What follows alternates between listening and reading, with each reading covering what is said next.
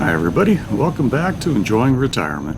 Today we're going to take the Yankee Freedom Ferry out to the Dry Tortugas National Park out of Key West, Florida.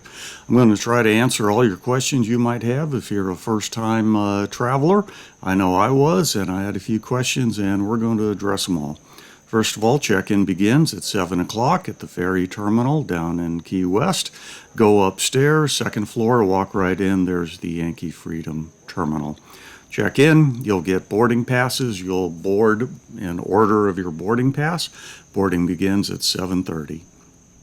And it's a beautiful walk out there. When you get on board, first thing you're going to do is go down to the main cabin, grab a bag. It's going to contain a nice fresh bagel. Get yourself some cream cheese, some jam, and then once we're underway, you can go back and get some fruit juices, fruit cups, yogurt, coffee, tea, water, whatever else you may want. And then it's time to find a seat. You can sit in the main cabin, which is the largest seating area, air-conditioned, big windows, or upstairs in either an air-conditioned, smaller lobby or out on the deck in the sun. Departure is promptly at 8 o'clock. They run a very tight ship here. Their schedules, they met them on our trip. And it's just a beautifully run operation. Really happy with it. Very smooth. The boat is a twin hull catamaran built in 2012, and it can travel at over 30 miles an hour. It is the fastest vessel of its size operating out of Key West. And if you're there during the summer and you just feel kind of hot and sticky, hey, go out on that bow. There is no better feeling than catching that 30-mile-an-hour breeze on the bow. Here's the schedule. I've already talked about it so far. We'll arrive about 10:30, 11 o'clock. They'll do about a 25-minute talk of the island and then give you an optional hour tour after that. 11 to 1, pick up your lunch on board. 2:45 is last call for boarding, 3 o'clock departure, and you are back at Key West by 5:30. Look out of the bridge and off the stern. Enjoy your cruise. Like I said, very smooth. Now, here, brochure from the National Park. If you want to take your fishing pole and you have a Florida license, you're more than welcome to take it on board. This tells you where the fishing spots are, and the other side talks about the fort itself and where you can go swimming and snorkeling. Snorkel gear is provided by the boat operator. And we're going to talk about snorkeling, my recommendations, things like that in the follow-on video to this, so stay tuned for that. I found that the snacks and drinks on board are very reasonably priced. A couple good things to know: the boat has 4 good, clean, large bathrooms. There's freshwater showers on the back of the boat, and let me just say they are hot showers. No water on the island, so fill up on board before you go in. And as I mentioned, you can come back and eat your lunch on board or pick it up and go eat it at wherever your picnic area is. 10:15, you start to see the fort, and then it'll take about 15 minutes to get in and dock. Very impressive. This is about 70 miles west of Key West, seemingly out in the middle of nowhere. But we'll talk about that as we talk about the fort. If you have more money than time, hey, jump on a seaplane. It'll take you there too.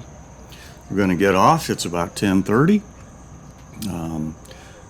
You'll see as we turn to the left here, there's the dock house that has changing rooms in it. And that's where you'll also get your snorkel gear if you're getting your gear from the ferry company. Notice this guy, he's been camping, and he has taken his camping gear back on the return ferry trip with us.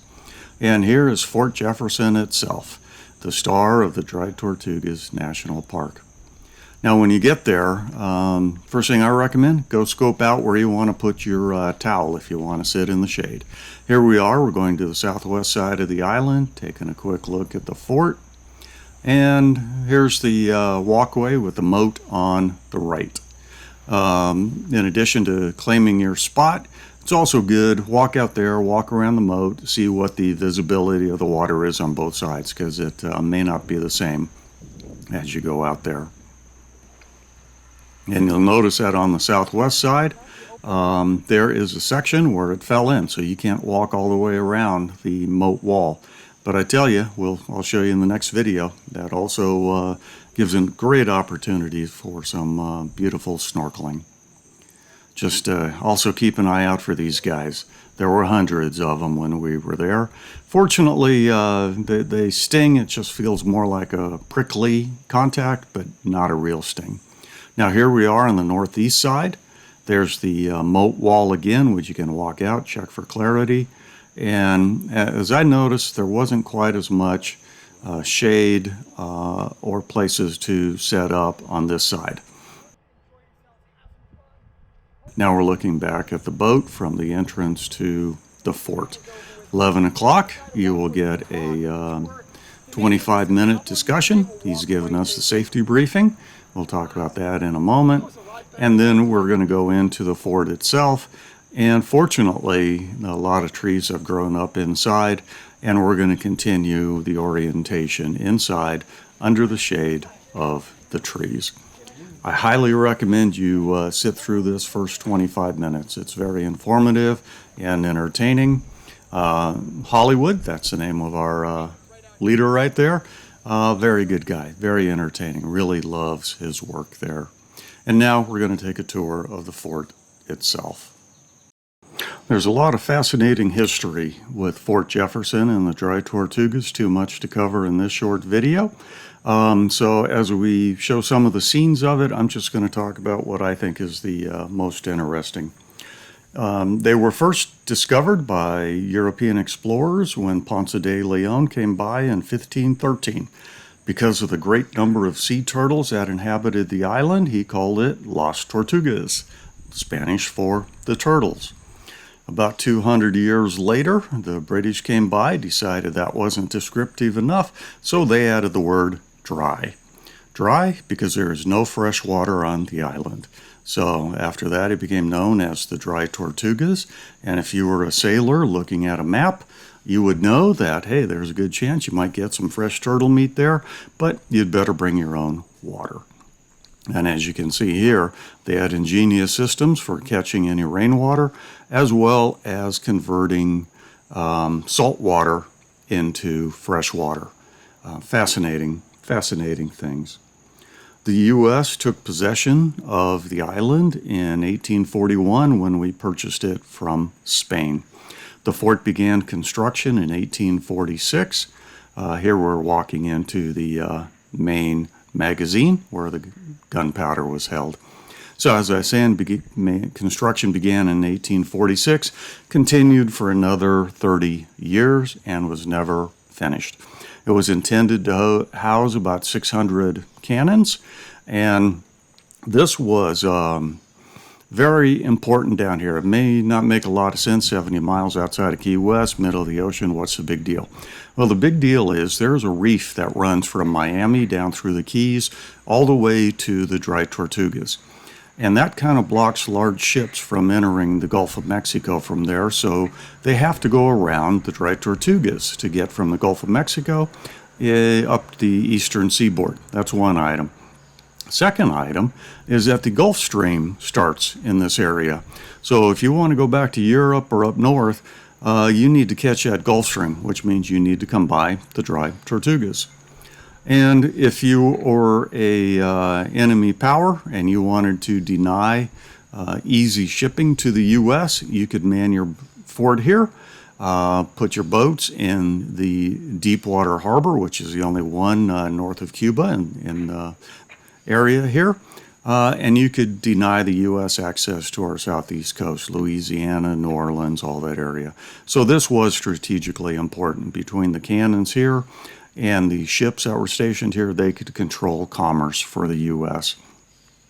Now, one of the most famous inhabitants here was Dr. Mudd, Samuel Mudd. He was a doctor who treated John Wilkes Booth's leg after he jumped off Ford's Theater stage and broke it in the assassination of President Lincoln. So Mudd and 3 other conspirators were held here after the assassination and after their trial. This is where a cell was, that little ditch there, if you had a chance to read it. It was so wet down here that he actually cut through the stone to make a little drainage ditch so that his cell could be dried out a bit. Here we are. We're on the top level of the fort. I do want to mention it is very hard to find the stairs here, so pay attention. There's no signage. There's no railings. The fort is as is. It's not being actively maintained. They are keeping it as it is. So when you see warning signs, falling bricks, take it seriously. Here we are, giving you a sense of why it's important. You can see it's not that far from Cuba, from Mexico, and it kind of does control the entrance to the Gulf of Mexico there. That's why it was important to the U.S. That's why it was manned. 16 million bricks went into its construction. It covers 16 acres, and the walls to the fort are about 477 feet on 4 of the main sides. 2 of the other sides are down into the 320s, 330s. There's a look back at the Yankee Freedom and the dock. And here's another final sign talking about why it was important. As I said, there's really no signs for the stairs, so you got to pay real good attention to find them. I kind of wish they had put signs up directing me back to them, because you don't have much time there. There is a little museum, not much, but a little bit, and a little gift shop, bookstore there as well, so that you can buy some gifts. But we've had a full day there. It's getting on to be about 2:30. I need to head back to the boat. Last call is 2:45, and then you have your 2.5-hour drive back to Key West. Just a beautiful trip. I highly recommend it. Now, before we end, I want to tease you. My next video is going to be a snorkeling guide to the Dry Tortugas, so stay tuned for when I put that out, and if you want to go snorkeling, I'll talk about some of the spots to go and what we saw. But here's just a couple highlights, hopefully to get your interest. That's going to cover it for today's visit. Hope you enjoyed it. Hope I answered some of the questions. If you are going to take that trip, maybe this helps you decide. Or if you are, maybe it answered some of the questions you might have had. Anyway, I want to say thanks for watching. And as always, I am enjoying retirement.